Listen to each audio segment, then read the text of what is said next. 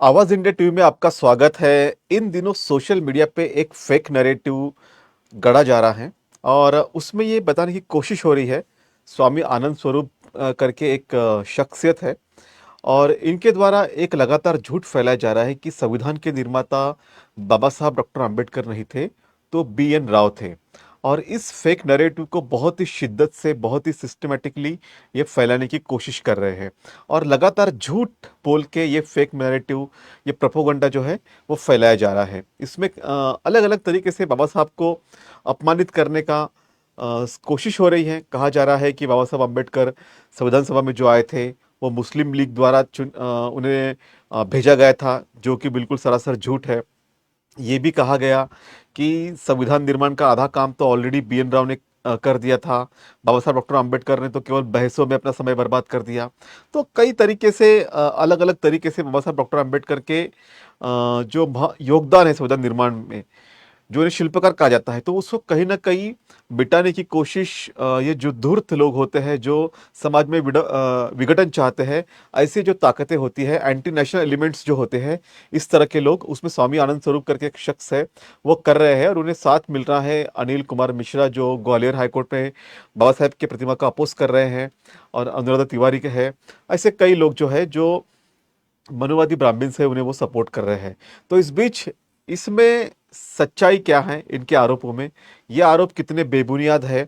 और बी.एन. राव का जो योगदान है, उस योगदान के संदर्भ में भी आज हमसे बात करने के लिए देश के जाने-माने विचारक, चिंतक, लेखक, साहित्यिक, संविधान तज्ञ और बीआरएसपी के संस्थापक डॉक्टर सुरेश माने सर हैं। सर, आपका बहुत-बहुत स्वागत है। इन जी, दिनों शुक्रिया। सोशल मीडिया पे ये जो फेक एजेंडा हो रहा है और पहला पहला मैं आपको ये कह दूं कि बाबा साहब डॉक्टर अंबेडकर संविधान सभा में जब चुनकर आए थे, तो उन्हें मुस्लिम लीग ने चुनकर भेजा था।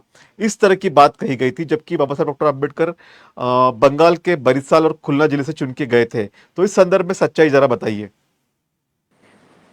अमन जी, मैं आवाज़ इंडिया का शुक्रिया करना चाहूँगा क्योंकि ये जो संविधान के 75 साल में जब देश संविधान की हीरक महोत्सव मना रहा है, तो कुछ भाजपा संघ परिवार उनके संबंधित ऑर्गेनाइजेशन, ये कोई साधु, कोई स्वामी, इनके माध्यम से ये संविधान और डॉक्टर अंबेडकर के ऊपर जो कीचड़ कीचड़ उछाला जा रहा है, उसका सभी तरह से प्रतिरोध होगा। सभी लोग उसको कंडेम करेंगे। आपके साथ मैं भी उसको कंडेम करता हूँ। उनके आपके सवाल के जवाब के पहले वो मुझे ये जिनका आपने ज़िक्र किया उनका नाम भी मैं नहीं लेना चाहूँगा। कोई स्वामी वगैरह है, ऐसे लोगों को यही मेरी हिदायत होगी कि अगर आप स्वामी कोई पुरुष, धर्म पुरुष हो तो धर्म का काम करें। कानून आपका क्षेत्र नहीं है, तो आप ऐसे क्षेत्र में दखल अंदाजी देकर अपनी मूर्खता को बार बार साबित ना करें। लेकिन उनकी मूर्खता और एक घिनौना षड्यंत्र देखकर मुझे राहत इंदौरी जी का एक शेर याद आता है। वो शेर से शुरुआत करता हूँ। उनका शेर ऐसा है कि अम्बेडकरवाद ये शुद्ध देसी घी है, जहर नहीं है। अम्बेडकरवाद ये शुद्ध देसी घी है, जहर नहीं है। ये गधे को समझ में नहीं आता और कुत्तों को हजम नहीं होता।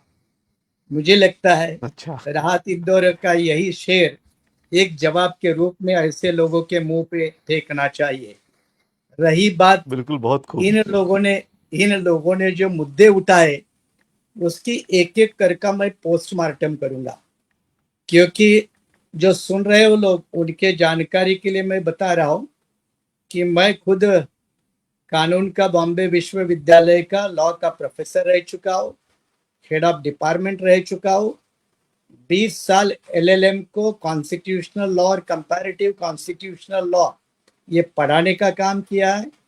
एक समय में कंपैरेटिव कॉन्स्टिट्यूशनल लॉ ये सब्जेक्ट आधा मैं पढ़ाता था और आधा पूर्व chief justice of India Dhananjay Chandrachud पढ़ाते थे। तो ये उनके जानकारी के लिए बता रहा हूँ। और मैं हाल ही जी, में बिल्कुल। अभी एडवोकेट सुप्रीम कोर्ट और बॉम्बे हाई कोर्ट का वकील आदमी हूँ। तो कानूनी क्षेत्र का हमारा लंबा अनुभव है। रही दूसरी बात, जो सवाल उठे उसके जवाब देने के लिए मैंने 2 किताबें रेडी रखी है। एक तो ये अंग्रेजी है, the man who codified Indian independence, ये मेरी लिखी हुई किताब है। ये 2010 को केरला से पब्लिश हुई है, ये मेरी लिखी हुई किताब है। और राइट। दूसरी जो है ये BN राव, इनके बारे में पूर्व सुप्रीम कोर्ट के जज जस्टिस हाँ। ES वेंकटरमैया, इनकी लिखी हुई किताब ओके। है।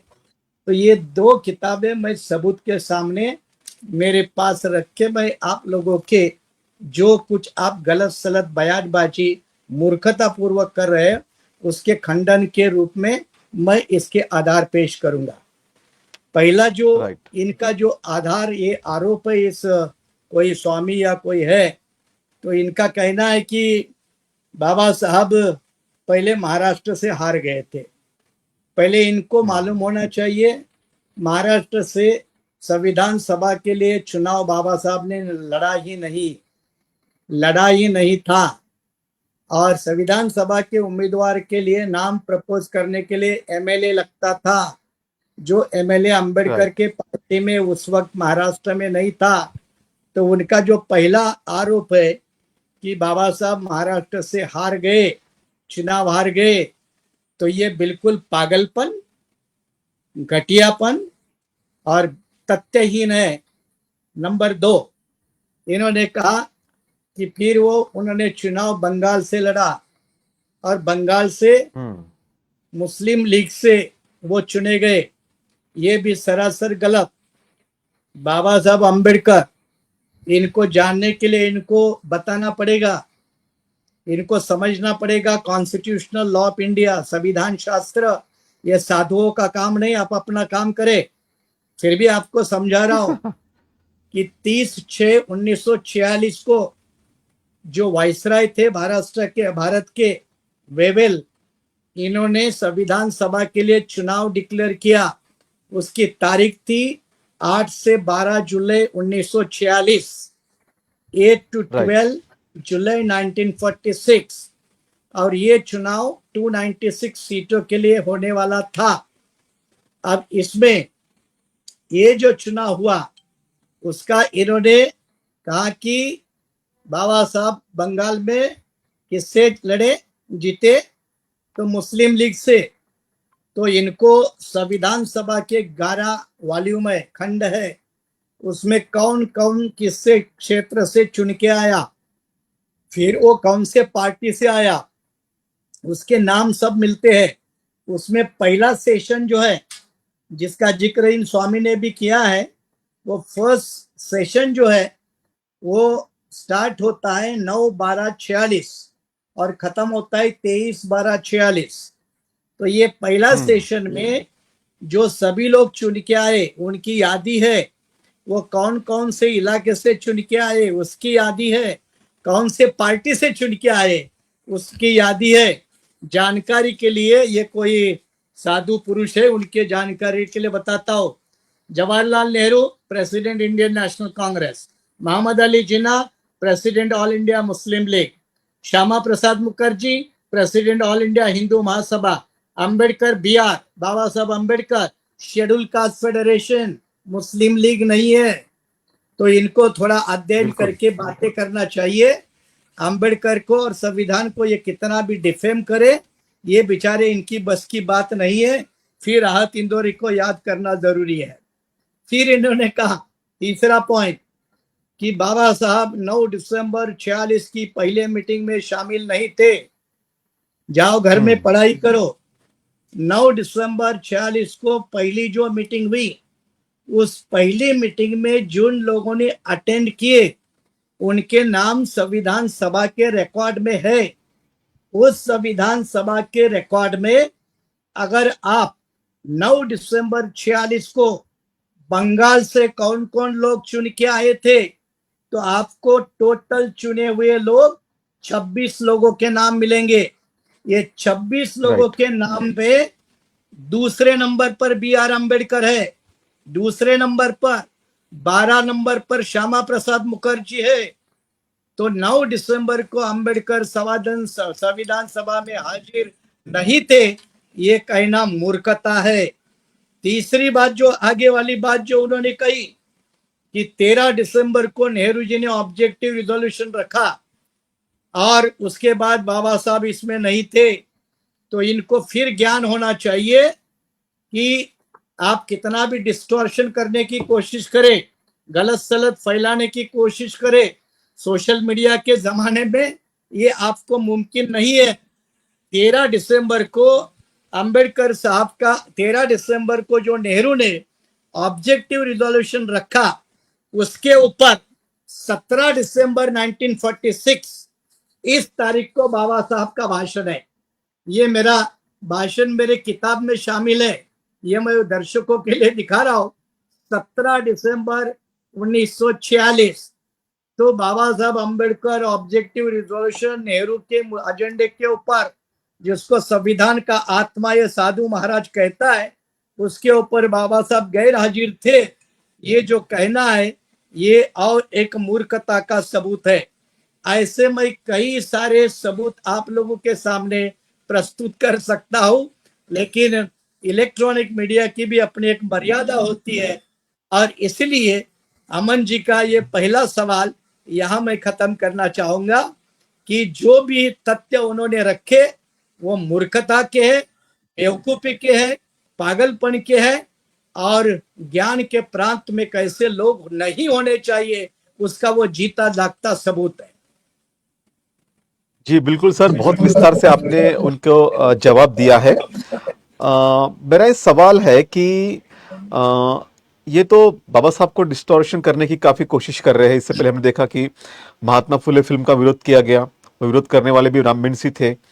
उससे पहले छत्रपति शिवाजी महाराज का अपमान हुआ। हमारे नागपुर के ही एक व्यक्ति ने शिवाजी महाराज के बारे में बहुत बुरी बातें कही, जिसको हम अभी चर्चा नहीं कर सकते उस संदर्भ में, या इवन जो अ, उनके बेटे थे उनके बारे में भी काफी बुरी बातें कही। बाद में उन्हें अरे हिरासत में भी लिया गया। अब इनका निशाना बाबा साहब की तरफ में आता है और शुरुआत होती है ग्वालियर हाईकोर्ट के वो प्रकरण से, जहाँ पे सुरेश कुमार कैत कहते हैं कि यहाँ स्टैचू लगना चाहिए, और कुछ चुनिंदा जो वकील है उसका अपोज करते हैं। बहरहाल ये जो स्वामी हैं ये लगातार जगह जगह मीटिंग कर रहे हैं और संविधान निर्माता BN राव इस तरह की तस्वीरें भेज दे रहे हैं। आपने तो उनके बाबा साहब अम्बेडकर संसद सभा में कैसे आए, कब आए, इसका जवाब दिया।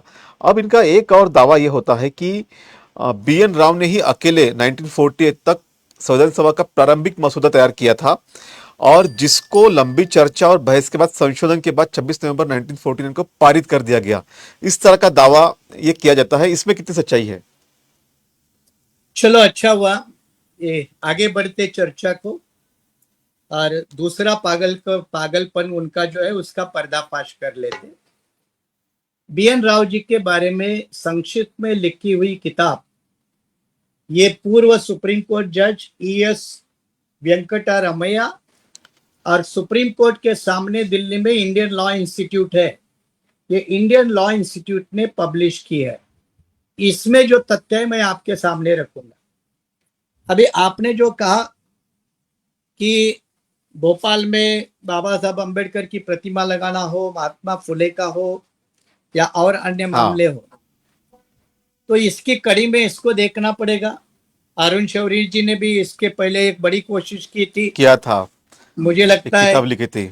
हाँ, मुझे लगता है कि इंटेलेक्चुअल फील्ड वर्ष में शौरी जितना बड़ा था उतना ये साधु बिधु कोई होगा ही नहीं, बिल्कुल तो नहीं है, इनका क्या असर बिल्कुल नहीं है। पड़ेगा ये जानता हूं, लेकिन इनकी असली पहचान हो रही है, ये भी बहुत अच्छी है।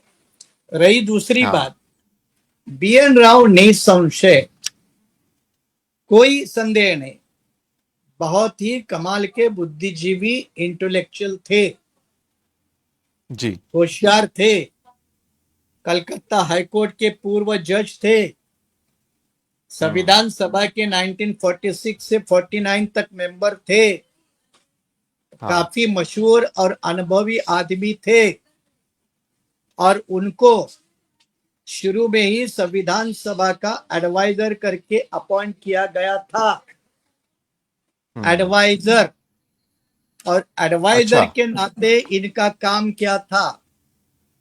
एडवाइजर के नाते इनका काम था America, Canada, Ireland, okay. Australia, Burma, ये लिखा हुआ है, ये अन्य देशों हाँ। को विजिट करना और वहां संविधान, ओके। उनका संविधान कैसा चल रहा है उसके बारे में लिखित रिपोर्ट संविधान सभा को भेजना, और संविधान ओके। सभा फिर उसके ऊपर सोच विचार करके निर्णय करेगी। ये इनकी प्राथमिक जिम्मेदारी थी। ये डायरेक्टली संविधान ड्राफ्टिंग में या पास करने में इनका कोई रोल नहीं था। ये ठीक तरह से लोग ओके। समझे तो बेहतर होगा। अब आपको बताता हूं कि ये एडवाइजर नाते दूसरे देशों में जाकर वहां का कॉन्स्टिट्यूशनल एक्सपीरियंस किस तरह का है ये जानकर वहां के जजेस, वहां के राजनेता, वहां के इंटेलेक्चुअल स्कॉलर, कॉन्स्टिट्यूशनल स्कॉलर, इनसे बात करके एक ड्राफ्ट बनाकर भेजते थे अलग अलग मुद्दों के ऊपर। एक ही मुद्दों के ऊपर नहीं था ये, फिर टोटल कलेक्टिव ड्राफ्ट नहीं था। ये आप लोगों को समझना चाहिए। अगर आपका कहना है कि बी एन राव ने पहले ही ड्राफ्ट किया था, तो इस देश में पहले संविधान का ड्राफ्ट 1925 में मोतीलाल नेहरू ने किया था। मोतीलाल ओके। नेहरू ने, जवाहरलाल ने नहीं, मोतीलाल नेहरू ने। उनके पिताजी। उसको नेहरू कमेटी रिपोर्ट कहते हैं। तो तब से कई लोगों ने ड्राफ्ट किए थे। एम एन रॉय ने ड्राफ्ट किया था, बी एन राव ने ड्राफ्ट किया था, बाबा साहब अम्बेडकर ने स्टेट्स एंड माइनॉरिटी ये ड्राफ्ट किया था। कई लोगों ने अपने अपने ड्राफ्ट किए थे। तो इस बात को आपको समझना चाहिए। एक गांधीयन कॉन्स्टिट्यूशन भी एक ड्राफ्ट उसमें था। तो ये मत हम्म। समझिए कि अकेले बी एन राव का ही रिपोर्ट था। अब मूल मुद्दा, बी एन राव का कंट्रीब्यूशन क्या, और इसके बारे में वेंकटेश्वरैया, वेंकटरमैया, ये जज, इन्होंने लिखा है। क्या लिखा है? इन्होंने लिखा है कि बहुत सारे ड्राफ्ट बनाकर संविधान सभा में, सभा के कंसिडरेशन के लिए बी एन राव ने भेजे, लेकिन ये लिखते हैं it is a different matter that the constitution of India has not adopted these suggestions.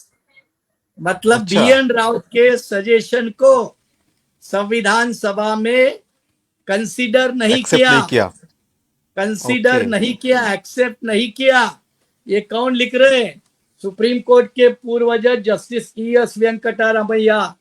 अब क्यों नहीं किया उसका एक उदाहरण, बी एन राव ने गवर्नर के बारे में एक ड्राफ्ट भेजा था कि गवर्नर राज्यों के कैसे हो, और इन्होंने लिखकर भेजा था इनका चुनाव होना चाहिए, इनका इलेक्शन होना चाहिए। संविधान में क्या है हालत? चुनाव नहीं है, नॉमिनेशन है। नहीं। तो नॉमिनेशन सजेशन है। था चुनाव का, सजेशन था चुनाव का, और सिस्टम है नॉमिनेशन का। नंबर दो, इन्होंने ये भी कहा है कि जो मिनिस्टर्स बनाने में एक सरकार का बड़ा रोल होगा, वो भी हाँ। सजेशन रिजेक्ट किया गया है। ये गवर्नर के भी बारे में और मिनिस्टर के बारे में भी, क्योंकि ये कैबिनेट रिस्पॉन्सिबिलिटी के साथ मैच नहीं होता था, ये रिजेक्ट किया गया। राइट। तीसरा, appointment of the supreme court जजेस, इन्होंने क्या कहा है मालूम है? इन्होंने कहा था, हम्म। मैं रीड कर रहा हुआ एज इट इज। इन्होंने कहा था सुप्रीम कोर्ट जजेस should be appointed by the president under his hand and seal with the approval of not less than 2/3 members of the council of ministers। मतलब ओके। मंत्रिमंडल के सहमति से, 2/3 बहुमत के सहमति से भारत के जजेस को, सुप्रीम कोर्ट, हाई कोर्ट के जजेस को राष्ट्रपति ने नियुक्त करना चाहिए। ये भी रिजेक्ट हुआ। हम्म। और चौथा उदाहरण मैं आपको बताता हूं, ये जो आर्टिकल 21 है भारत के संविधान का, वो जो हाँ। लोग कहते हैं कि अमेरिकन संविधान के ऊपर आधारित है, वो बिल्कुल गलत है। और वही रिकमेंडेशन बी एन राव की थी कि जो अमेरिका का ड्यू प्रोसेस क्लॉज है उसको एज इट इज लीजिए, ये सजेशन था। बाबा साहब अंबेडकर ने उसको अमेंड किया और आधा पार्ट अमेरिकन कॉन्स्टिट्यूशन का लिया और आधा पार्ट जापानीज कॉन्स्टिट्यूशन का लिया, जो अब वर्तमान ओके। आर्टिकल 21 है। तो ये चार बड़े सबूत मैंने आपके सामने रखे। पांचवा सबूत ये है कि संविधान सभा के अंदर लगभग 7,600 अमेंडमेंट आए थे। अनेक हाँ, मेंबरों द्वारा उनको जवाब देना, उनके डिस्कशन के ऊपर निष्कर्ष लेना, हर सदस्य को सेटिस्फाइड करना, ये जिम्मेदारी अंबेडकर की थी, ये बी एन राव की नहीं थी। इसलिए बी एन राव अपने जगह पे बड़े थे, लेकिन संविधान बनाने के मामले में अंबेडकर का रोल दुनिया ने माना है, कई सारे यूनिवर्सिटी ने माना है। और संविधान यस, सभा के रिकॉर्ड के ऊपर टीटीमा कृष्णमाचारी हो, राजेंद्र प्रसाद हो, और मैं एक गांधी का चेला था उस श्यामानंदन सहाय ने कहा है, the credit for the independence goes to Mahatma Gandhi, but the credit for the codification of independence goes to doctor B R Ambedkar. तो ये सारा एग्जैक्टली। संविधान सभा के पटल पर है। ये सारे सबूत होने के बावजूद अगर कोई कहता है कि संविधान बनाने में अम्बेडकर का कोई रोल नहीं है, तो उसके जैसा बेवकूफ आदमी दुनिया में नहीं है।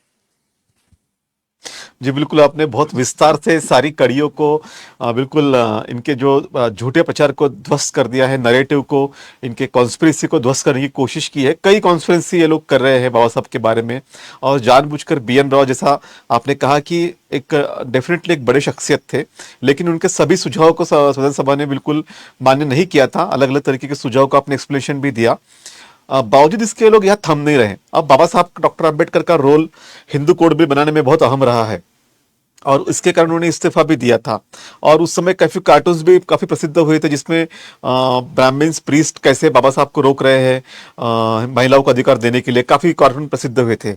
अब ये जो एजेंडाधारी लोग हैं या इस तरह के एंटी नेशनल एलिमेंट्स है, स्वामी आनंद स्वरूप जैसे, अब ये कह रहे हैं कि हिंदू कोड बिल भी बी.एन. राव ने बनाया था, और 1941 टू 1943 का ये उल्लेख कर रहे हैं। तो ये कितना, मतलब झूठ को कितने लेवल पे लेके जा रहे हैं।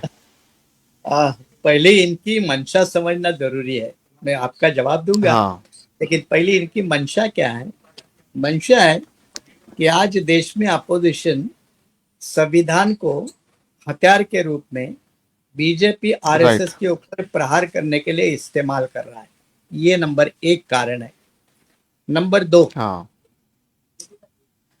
कि संविधान के साथ इस देश का अंबेडकरवादी तबका, जो लगभग देश में 15-20% है, और ये 15-20% संविधानवादी तबका जो फर्म डिटर्मिनेशन के साथ अंबेडकर और संविधान के साथ खड़ा रहता है, ये हमेशा बीजेपी और आरएसएस के लिए चैलेंज है।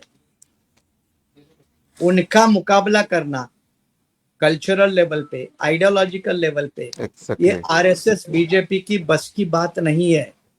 इसलिए संविधान और अंबेडकर को डिफेम करना, डिस्ट्रॉय करना और डिस्प्लेसमेंट करना और उसकी रिप्लेसमेंट ढूंढना, ये एक बड़ा लंबा एजेंडा है। राइट। अरुण शौरी के बाद पिछले साल 15 अगस्त के दिन वर्तमान प्रधानमंत्री मोदी जी के आर्थिक सलाहकार, इन्होंने हाँ, मिंट नाम के एक अंग्रेजी अखबार, विवेक देबरॉय। हाँ, हाँ, विवेक डेब्रॉय, इन्होंने मिंट नाम के एक अंग्रेजी अखबार में इसी तरह का एक लेख लिखा था, वो भी 15 अगस्त के दिन। राइट। और ये कहा था कि देश को दूसरे संविधान की जरूरत। अब देखो, संविधान में हर नागरिक का ड्यूटी भी है, कर्तव्य भी है कि वो इस देश का नेशनल फ्लैग, इस देश का नेशनल एंथम, इस देश का नेशनल सॉन्ग, इस देश का संविधान, इसका सम्मान करे। और ये लोग अपमान करके, अवमान करके देश की संविधान की धज्जियां उड़ाने में लगे हैं और कानून और संविधान के ठेकेदार जो पदों पर लोग हैं वो इस तमाशा को मूर्खता पूर्वक देखते जा रहे हैं। ये एक बड़ी कड़ी को समझकर जो अभी आपने सवाल उठाया कि हिंदू कोड बिल को भी ये लोग अगर कह रहे कि BN राव का था, तो फिर पार्लियामेंट के अंदर लॉ मिनिस्टर के नाते इसको लाया किसने? क्या BN राव थे लॉ मिनिस्टर? ये तो इतिहास है ना, पन्नों यस। पर लिखा हुआ है, भारत सरकार के दफ्तर में है ना। लाया किसने? अंबेडकर ने लाया, बाबा साहब ने लाया। लड़ाई किसने लड़ी? BN राव ने लड़ी या बाबा साहब ने? ये मूर्खतापूर्ण प्रयास है कि BN राव और बाबा साहब अंबेडकर में दोनों में लड़वाए, एक लड़ाई करवाए। हाँ।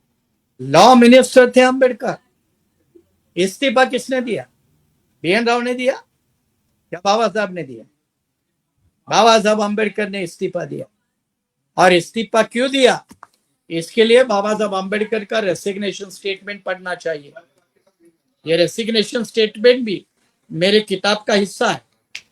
उसमें ये लिखा है कि क्या कारण है मेरे रेसिग्नेशन का, और उसमें हिंदू कोड बिल स्पष्ट रूप से लिखा है। जब इतना सारा रिकॉर्ड होने के बावजूद हिंदू कोड बिल का आप श्रेय किसको देंगे? तो BN राव को। ठीक है, अगर BN राव ने लाया था तो आपने विरोध क्यों किया था? अगर BN राव आपको उनके महान लगते हो तो फिर उसका विरोध आपने क्यों किया? ये अंबेडकर जी का रेसिग्नेशन स्टेटमेंट मेरी किताब में है। अगर BN राव ने हिंदू कोड बिल लाया था तो उसका भी आपने क्यों विरोध किया? इसका जवाब क्या ये स्वामी दे सकता है? आदर से मैं बोलना चाहता था, लेकिन ऐसे लोगों के बारे में आदर की भावना दिखाना ये मेरे लिए उचित बिल्कुल। नहीं लगता। ऐसे लोगों का अनादर ही करना चाहिए। इसलिए मैं सिंगल लेवल पे उनको एड्रेस कर रहा हूं, कोई ऑनररी कर रहा हूं नहीं कर रहा हूं। कि दुनिया में जग जाहिर है, पंडित जी नेहरू जी ने उस वक्त पार्लियामेंट के अंदर एक्सेप्ट किया, कई लोगों ने एक्सेप्ट किया। बाबा साहब के रेसिग्नेशन के बाद, चले जाने के बाद भी जो हिंदू कोड बिल टुकड़ों टुकड़ों में पास हो गया, देश जानता है कि उसका पूरा का पूरा क्रेडिट डॉक्टर बाबा साहब अंबेडकर का है।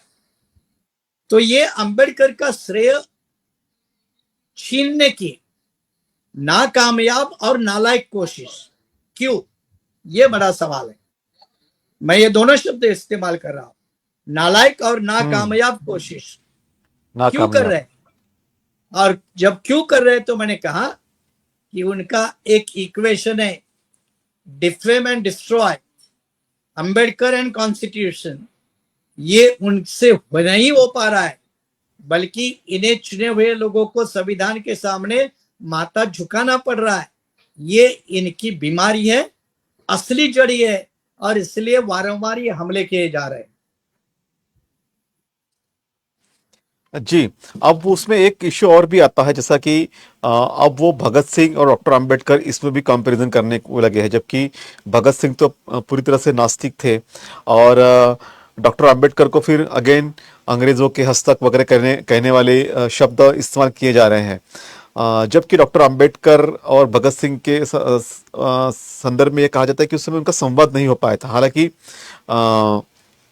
इस संदर्भ में स्वयं बाबा साहब ने आर्टिकल भी लिखा है भगत सिंह के, जब फांसी दी गई थी बहिष्कृत भारत में। तो ये भी एक कॉन्स्पिरेसी का हिस्सा है कि जो हमारे महानायक है, चाहे वो भगत सिंह है, डॉक्टर अंबेडकर है, इनके बीच में भी कन्फ्लिक्ट क्रिएट किया जाए। और दूसरी बात है कि जैसा फर्स्ट राउंड टेबल कॉन्फ्रेंस में बाबा साहब गए थे और वहाँ पे उन्होंने आज़ादी की भूमिका स्पष्ट रखी थी, तब गांधी जी ने स्वयं उनका जो है तारीफ भी की थी, और उन्होंने कहा था कि गांधी जी आए हो नो मदरलैंड। तो ये इतने सारा बाबा साहब का श्रेय होने के बावजूद भी जानबूझ के इस तरह से लोगों को बरगला लेने की कोशिश की जाती है। नहीं अमन, इसीलिए मैं कह रहा हूं ये कोशिश आज की नहीं है, ये हाँ। 1950 से कोशिश चल रही है, और वो बेचारे ओके। आज तक फेल हो गए, और भविष्य में भी कह रहा हूं वो फेल ही होंगे, कामयाब नहीं होंगे। क्योंकि झूठ के आधार पर ना कोई देश खड़ा होता है ना इतिहास बनता है। जी इनको हाँ। ये समझना चाहिए, जो इतिहास है वो है। आप कितना भी पावर में आए, हुक्मरान बने, फिर भी इतिहास को बदल नहीं सकते। और बदलोगे तो आपका लिखा हुआ इतिहास भी कभी परमानेंट नहीं होता। इसीलिए तो मोहनजोदड़ो और हड़प्पा को भी आर्यों के आक्रमण के बाद भी हमें याद करना पड़ता है, और आज भी इतिहास को ढूंढने के लिए उनके पास जाना पड़ता है। इसलिए आज भी तक्षशिला और नालंदा याद आती है, भले किसी ने भी उसको हम्म। डिमोलिश किया हो, लेकिन वो इतिहास का हिस्सा बन चुके हैं। जैसे आपने कहा कि इन लोगों को भगत सिंह के साथ कंपेयर करके, फिर क्योंकि भगत सिंह और अंबेडकर ये आप पार्टी के लिए पंजाब में एक नया पॉलिटिकल इक्वेशन बना है, हाँ। जहां बीजेपी के और उनके लोगों को हार का मुंह देखना पड़ा। तो वो भी इक्वेशन उनको तकलीफ वाला है, तो उसको डिमोलिश कैसे करें? तो अंबेडकर और बाबा साहब और भगत सिंह, इनके बीच में अगर कोई ऐसी दरारें पैदा करने वाला मामला हो तो उसको सामने लाए। इन्होंने इसके पहले मुसलमान और बाबा साहब इन विषय को लेकर कुछ दरारें पड़ने वाली बातें आरएसएस और हाँ। बीजेपी वाले प्राइवेट में अपने उनके लोगों के मीटिंग में बार बार दोहराते हैं, खुलेपन से भी कुछ लोग कहते हैं। और ये कहने के बावजूद बाबा साहब अम्बेडकर और मुस्लिम समाज, इनमें कोई एक दरार पैदा नहीं होती है, इससे वो परेशान है। तो आप पंजाब जैसे स्टेट में आप पार्टी के माध्यम से भगत सिंह और बाबा साहब का जो इक्वेशन खड़ा हुआ, उसको लेकर ये भी परेशान है। और इसीलिए जैसे BN राव वर्सेस अम्बेडकर, वैसे भगत सिंह वर्सेस अम्बेडकर, पहले गांधी वर्सेस अम्बेडकर तो हो चुका है, तो ऐसे कई चैप्टर ये खड़े करना चाहेंगे। लेकिन इतिहास में अम्बेडकर की पोजीशन ऐसी स्टेबल है, वेल एस्टैब्लिश है, प्रोमिनेंट है, कि आप उनके सामने किसी को भी खड़ा करेंगे तो अम्बेडकर डिस्प्लेस करना बहुत ही इम्पॉसिबल टास्क है। और 1950 से कोशिश करने वाले लोग आज तक फेल हो चुके हैं, तो उनके सामने ये साधु महाराज ऐसे लोगों की क्या, तो इनको कोई तवज्जो ही नहीं देना चाहिए। तो dead Ambedkar is more dangerous than alive Ambedkar आप कह रहे हैं। यस, एक हम ये लोग आपसे वो जानना चाहेंगे कि अल्लादी कृष्ण स्वामी अय्यर जी का वो स्टेटमेंट बाबा साहब के बारे में कि संविधान सभा के 7 सदस्यों का क्या हाल हुआ था, वो आप जरा समझाएंगे तो ज्यादा अच्छा रहेगा इन जैसे लोगों के लिए, इन जैसे मूर्खों के लिए। अब नहीं, ये लोग जानते नहीं ऐसा मैं नहीं मानता हूँ, ये जानते हैं, हाँ। फिर भी ये जानबूझकर अनजान बनकर अपना हथौड़ा चलाने की कोशिश कर रहे हैं, झूठ को फैलाने के ठेकेदार। इसीलिए आजकल कभी कभी सरकार को भी लोग कहते हैं ना, झूठों की सरकार, झूठों हम्म। की सरकार। तो ये इन लोगों को संविधान सभा के जो 12 वॉल्यूम है, 12 जो खंड है, भारत सरकार ने यस। प्रकाशित की है, हिंदी और अंग्रेजी में उपलब्ध है। और उसमें बिल्कुल। खुद एक सीरियल अनेक भी आई थी लोगों उस ने पे, तो सीरियल भी आई है, श्याम बेनेगल के। श्याम हाँ। बेनेगल के बाद में भी किसी ने बनाई है। तो उसमें कई लोगों ने संविधान सभा के पटल पे ये बिल्कुल स्पष्ट लफ्जों में कहा कि संविधान बनाने में बाबा साहब का योगदान एक अभूतपूर्व है, माइलस्टोन है, हिस्टोरिकल है। और इसी कड़ी को दोहराते हुए टीटी कृष्णमाचारी, जो संविधान सभा के प्रमुख सदस्य थे, उन्होंने खुद हाँ। संविधान सभा के अंदर कहा कि ड्राफ्टिंग कमेटी में कुल मिला के 7 सदस्य थे। उन 7 सदस्यों में 6 सदस्यों में कुछ लोग बीमार थे, कुछ लोग बाहर थे, कुछ लोग अन्य कामों में व्यस्त थे, कोई मर गया था। और ऐसे हालत में 7 में से अकेले अम्बेडकर, इन्होंने सिंगल हैंडेड संविधान बनाने का काम अपने सर पे ले लिया, अपनी तबीयत को बिल्कुल नजरअंदाज किया, परेशानी को दूर रखा, और single handedly he violated the constitution through the process of the constitute assembly. उसमें वही 7,600 जो बदलाव सुझाए गए थे, उनको जवाब देना, उनको सेटिस्फाई करना, ये अंबेडकर की जिम्मेदारी थी। और अगर कोई भी समझदार आदमी भारतीय संविधान सभा के अंदर बाबा साहब अम्बेडकर के 2 भाषण पढ़ेगा, एक संविधान सभा का मसौदा रखते वक्त 4 नवंबर 1948 और आखिरी भाषण 25 नवंबर 1949 संविधान सभा के अडॉप्ट करने के एक दिन पहले, ये 2 भाषण जो भी संविधान सभा के बाबा साहब के पढ़ेगा उसके शरीर में मूर्खता कभी प्रवेश नहीं करेगी, पागलपन से वो हमेशा के लिए दूर होगा। मुझे लगता है अगर इस झांसे में कुछ लोग आए हैं तो उन्होंने ये 2 स्पीचेस का बाबा साहब के गहराई से अध्ययन करना चाहिए, ऐसी उनको मैं सलाह देता हूं। बिल्कुल, ये आपने बहुत इंपॉर्टेंट बात कही कि 2 माइलस्टोन स्पीचेस बाबा साहब के हैं, उसको अध्ययन करना चाहिए। और एक बात मुझे बड़ी मूर्खतापूर्ण इनकी लगती है, मैं समाप्त की तरफ आ रहा हूँ, कि ये कहते हैं कि BN राव संविधान निर्माता है, बाबा साहब का कोई योगदान नहीं है। फिर आरक्षण का भी विरोध करते हैं, फिर भारत को हिंदू राष्ट्र बनाने में हमारे संविधान को अड़सर भी मानते हैं, और उसके बाद में ये संविधान अच्छा नहीं ये भी बात कहते हैं, और आज फिर उसी संविधान को अपना मानने में लगे हैं। तो कितने कितने मतलब ढोंगी लोग हैं या कितने फ्रस्ट्रेटेड लोग हैं।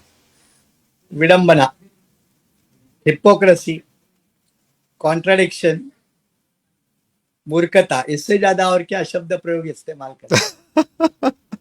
अगर BN राव ने बयाना हुआ संविधान है तो आप फॉलो करो, आपको लगता है तो। हाँ, विरोध क्यों कर रहे हो?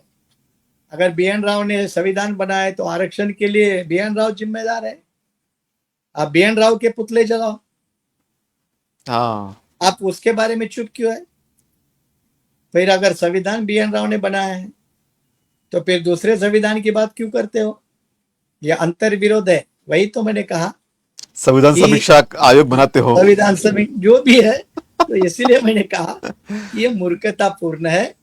ये हवा हवा में कितने भी तीर चलाने दो, ये जमाना, ये सदी अंबेडकर की है, भारतीय संविधान की गरिमा की है, और इसलिए उनके ऐसे नापाक इरादों में वो कभी सफल नहीं होंगे।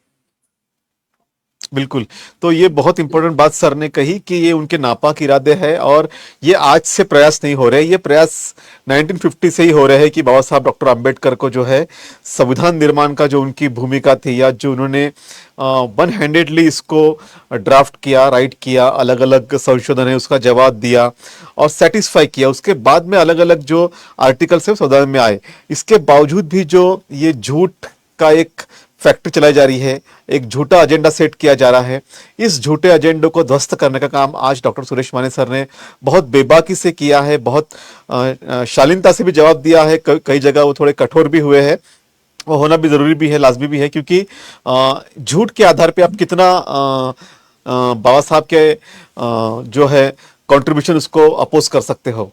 और कल तक जो कह रहे थे कि संविधान हमारा नहीं है, इसमें हमारे लिए कुछ नहीं है, वो आज EWS पे भी सेटिस्फाई हो गए हैं। तो ये बहुत अलग तरीके से कॉन्ट्रडिक्शंस में लोग रहते हैं, और अपनी सत्ता होने के बावजूद भी इन्हें इस बात का बहुत मलाल है कि हमारी मेजोरिटी होने के बावजूद भी संविधान को हाथ नहीं लगा पा रहे या उसे डिस्ट्रॉय नहीं कर पा रहे।